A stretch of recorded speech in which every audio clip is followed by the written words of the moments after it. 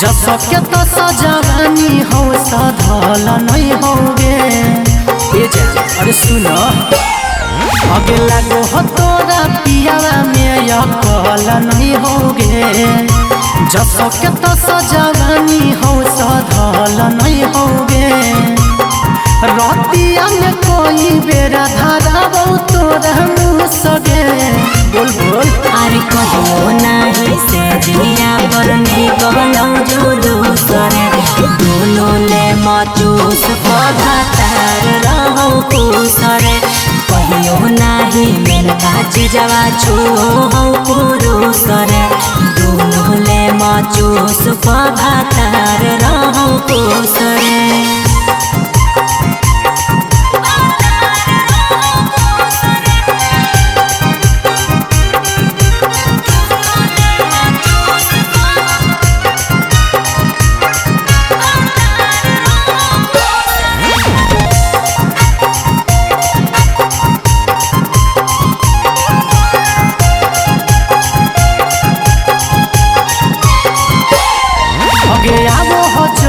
पिया पलंग पकड़ो हो कवन बात गे।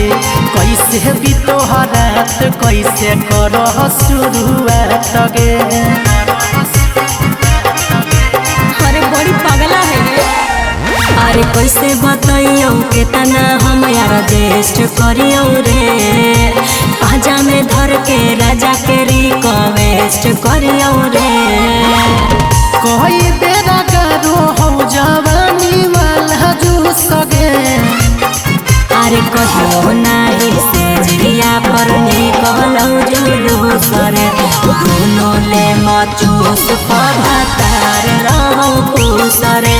कहियो नहीं मैंने काची जवा छो हो पुरुषरे दोनों ले मचूस पधार रहो कुसरे।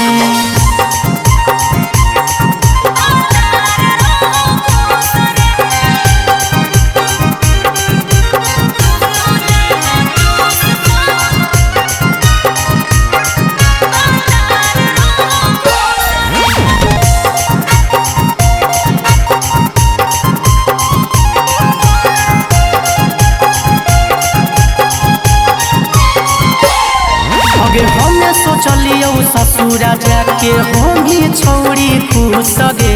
कहे बताबो ही दुख मना वो हो फूट फूट गे।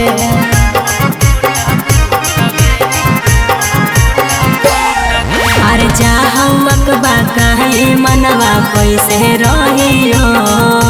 दिल के दर्द यारवा हम तोरा से कहियो।